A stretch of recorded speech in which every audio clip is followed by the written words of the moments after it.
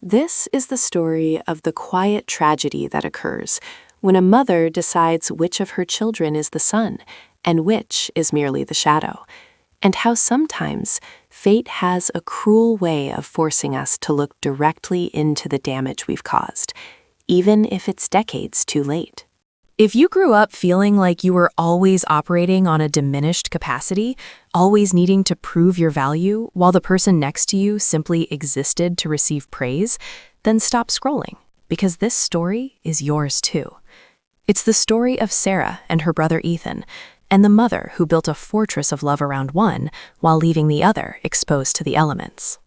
From the moment I can remember, the air in our house was thicker around Ethan. It wasn't malicious, it was just a given, like gravity, or the fact that Mom's favorite color was always undeniably blue. Ethan was the heir apparent to her attention, the recipient of the soft glances, the gentle corrections, the effusive, disproportionate celebrations. I was the capable one, the responsible one, the one who was supposed to just get it right the first time, every time, without needing applause or even acknowledgement. And if I didn't get it right, well, that was just proof I hadn't tried hard enough. The quiet, defining moments of emotional neglect are the ones that etch themselves onto your DNA. They aren't loud arguments, they are silent omissions. I remember the 4th grade science fair. I had spent 3 weeks building a detailed working model of the solar system, wiring tiny lights to show the rotation. I came home with the first place ribbon, a huge, gaudy blue satin thing that almost dwarfed me. Mom was in the kitchen, helping Ethan locate his baseball mitt, which he had misplaced for the 10th time that week. I held the ribbon out, breathless, waiting for the hug, the squeeze, the simple, "I'm proud of you." She barely looked up. "Oh, that's nice, Sarah, but you should really focus on neatness next time. Mercury is painted a little sloppily. Go set the table." Meanwhile, Ethan eventually found the mitt, and she stopped everything to help him tie his shoes and remind him that win or lose, he was a superstar. The ribbon felt suddenly heavy and worthless in my hand, a meaningless piece of fabric that only highlighted the distance between us. I hid it in the bottom of my sock drawer that night, and I learned a terrible early lesson. Achievement doesn't buy love. Only being Ethan bought love. This pattern didn't just continue, it intensified as we aged. When report cards came home, my straight A's were analyzed for the single B+ in calculus, the only focus being on how I could improve that slight dip. The commentary was always framed as, "We know you can do better, Sarah, so why didn't you push harder?" The scrutiny felt like a punishment for being good. Ethan, on the other hand, brought home C's and D's, particularly in anything requiring organization. His reports were met with a sigh of affectionate tolerance. "Oh, Ethan," she would laugh, shaking her head as if he were a charming, mischievous puppy. "You're just too creative for standardized tests. Grades don't measure the size of your heart, sweetie." The implication was clear. I was defined by my quantifiable success, and my heart didn't warrant measuring. When I started playing varsity soccer, a commitment that involved practice 6 days a week and exhausting travel, Mom attended exactly 2 games in 3 years, and both times she left early to pick up Ethan from band practice, even though he had his driver's license. She missed the moment I scored the winning goal in the regional championship. She missed the college scout who was there specifically to talk to me. But every single one of Ethan's mediocre garage band performances, where he stood sullenly playing 3 chords on a cheap electric guitar, she was front row, videotaping with misty eyes, declaring him the next great artist. I remember asking her hesitantly why she hadn't stayed for my game, and she looked genuinely surprised. "But Sarah, you're fine. You don't need me to hold your hand. Ethan needs the encouragement. He's so sensitive." The emotional calculus of our family was that I was made of iron and Ethan was made of glass. The truth was, she had broken my glass heart a long time ago and simply expected me to put myself back together. The favoritism wasn't just emotional, it was material, which made the sting sharper because it was visible and undeniable. When I applied to college, I meticulously filled out every scholarship application, every grant form. I secured a partial academic scholarship and worked 3 jobs through high school to save up the rest. My mother offered nothing, saying proudly, "You're so independent, Sarah. You've got this." It was a compliment disguised as abandonment. When Ethan decided 6 months before enrollment that he wanted to study philosophy and the art of DJing at a mediocre private school 3 states away, the conversation lasted exactly 10 minutes. Mom smiled, wrote a massive check for the first semester, and started planning a graduation party that involved hiring a caterer and an actual band. "He needs a good start," she explained to Dad. "He's easily discouraged." I watched this transaction from the doorway, realizing that my independence wasn't a virtue to her. It was a convenience. It was permission to ignore my needs. I learned to live small in my mother's presence. I learned to talk about my life in broad, non-committal strokes. My promotions at work were mentioned only if she asked, and if she did ask, I minimized the achievement, knowing if I sounded too successful, she would assume I was boasting. I became a master of deflection, redirecting the conversation back to Ethan's latest venture, the startup he abandoned after 6 weeks, the apartment he got evicted from, the new motorcycle he couldn't afford.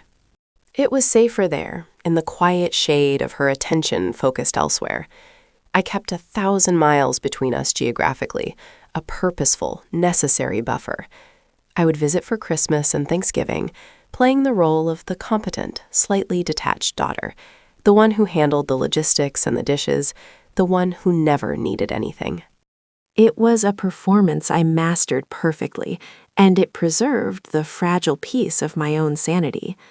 The years rolled by this way, defined by the slow, painful erosion of my hope for a real relationship with her. I stopped trying to prove myself. I stopped seeking validation. I simply accepted that I was the logistical extension of the family, the one who sent cards on time and managed the tax documents for Dad, but never the emotional core. This detachment saved me, but it also built a wall so high that I sometimes wondered if I could ever climb back over it, even if I wanted to. Then came the crisis, the kind of brutal, life-altering event that shatters the comfortable roles everyone plays. It was a Tuesday morning when Dad called, his voice thick and wavering, something I had never heard before. Mom had suffered a massive stroke. It was severe. She was stabilized, but the damage was extensive.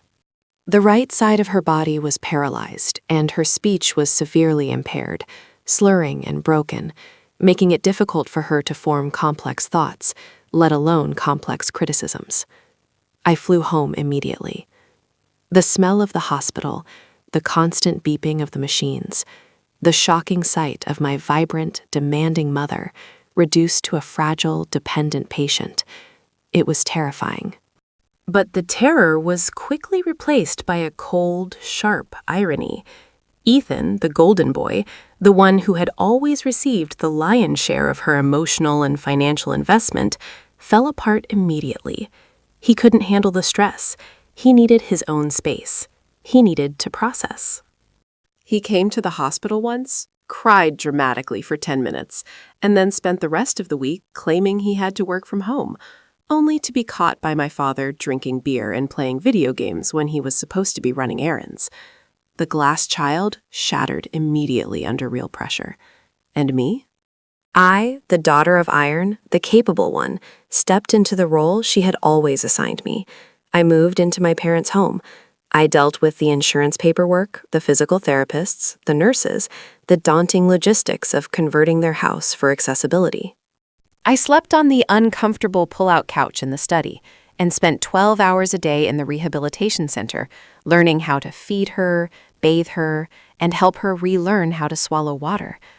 I was the anchor, not because I loved her enough to perform miracles, but because it was what I was trained to do: handle the hard things, silently, without expectation of praise.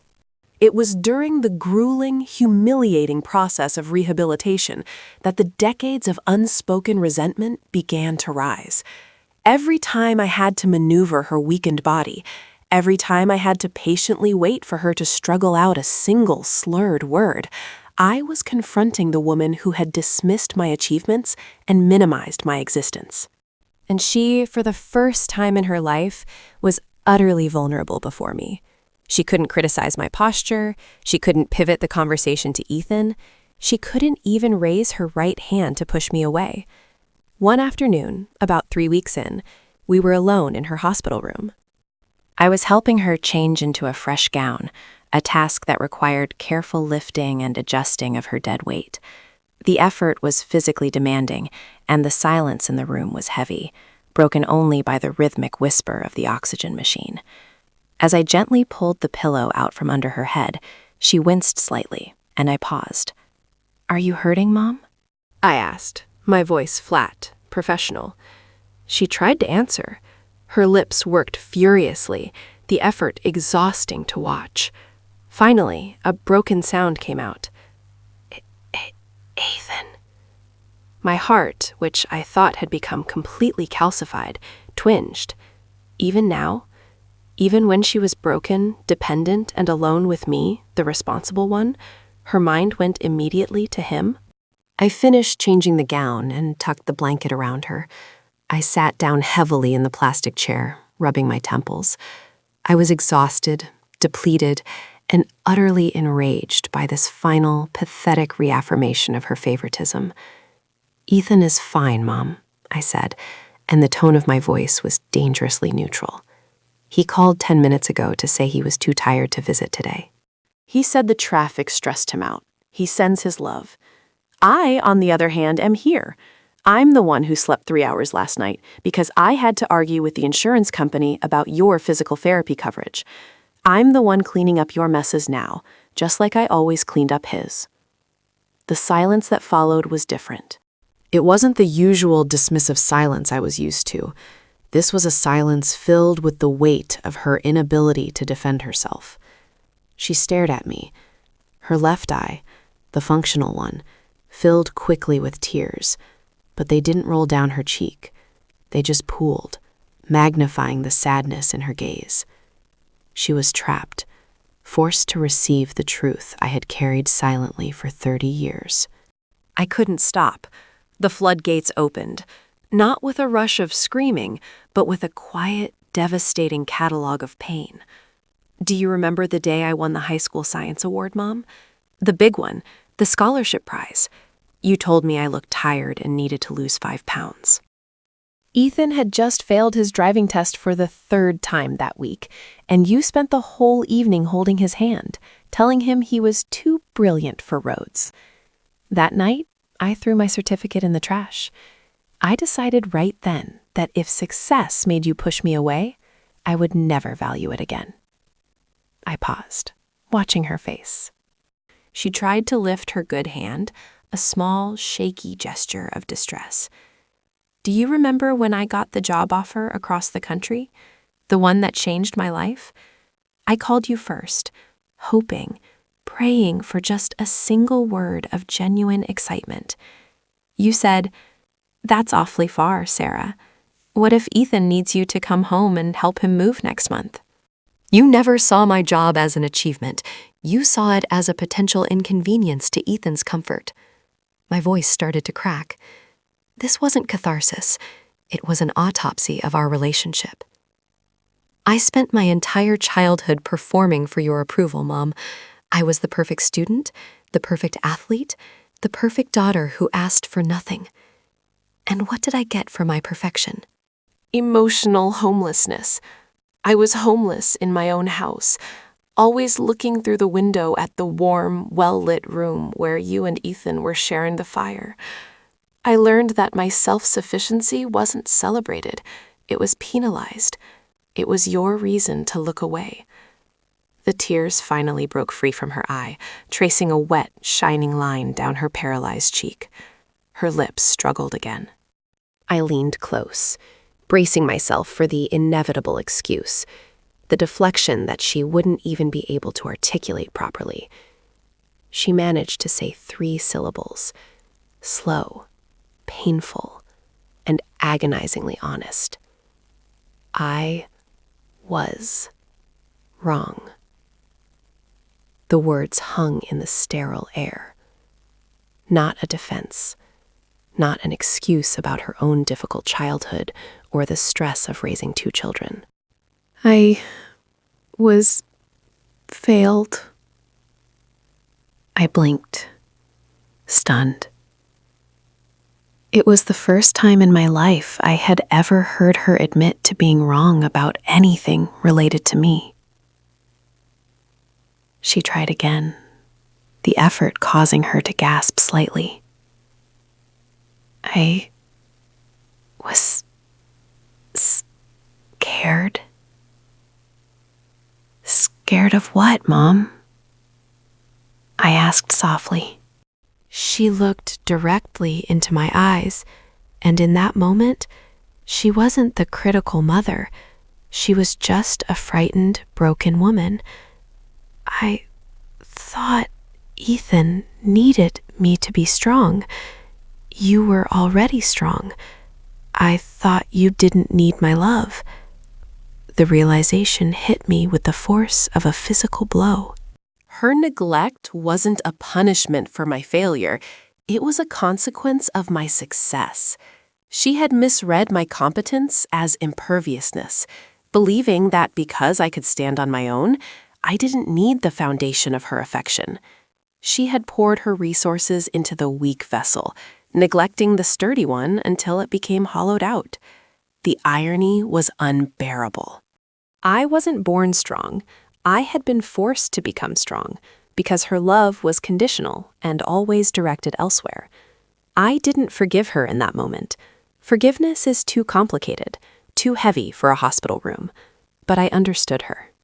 I saw the source of the damage, and the sight of her immense, delayed regret, trapped and visible in her paralyzed body, was a devastating form of justice. We sat in silence for a long time after that. The truth was out, ugly and raw. It didn't fix the 30 years of hurt, but it created a new, fragile space between us, a space built on honesty, not on performance. Over the next few months, as she slowly regained some small measure of mobility and speech, our relationship was redefined. She learned how to say, "Thank you, Sarah," with deliberate intention. She learned how to ask, "How are you really?" without immediately pivoting to Ethan's latest drama.